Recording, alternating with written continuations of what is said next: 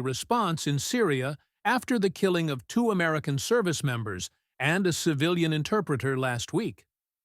Acting on President Trump's order to hit them hard, U.S. forces struck more than 50 ISIS targets using air and artillery strikes in an operation called Operation Hawkeye Strike. The targets included ISIS infrastructure and weapons storage sites across multiple locations.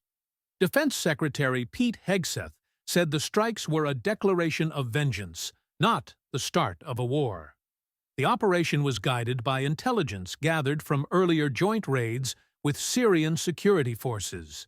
Now, let's watch the actual news President report. Trump's response to last week's killing of 2 American service members and a civilian interpreter in Syria.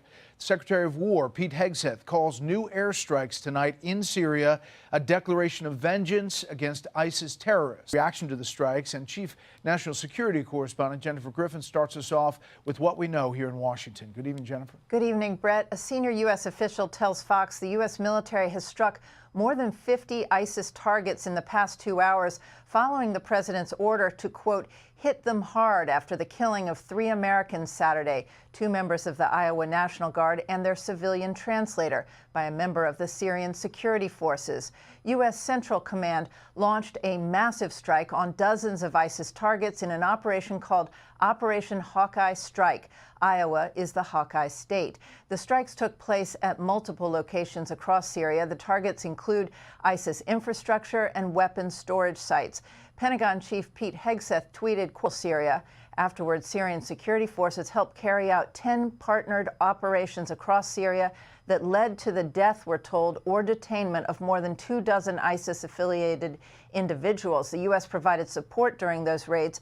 Those raids, Brett, led to the confiscation of electronics and individual interviews that resulted in the intelligence used for this operation to locate potential targets.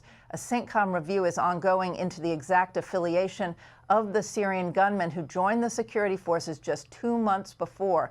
The gunman was in the process, Brett, of being removed from the Syrian military for suspected jihadist ties. Brett? I mean, Jen, more than 4 dozen targets. That's quite a lot, I mean, actually. That's a lot. It included airstrikes as well as artillery strikes.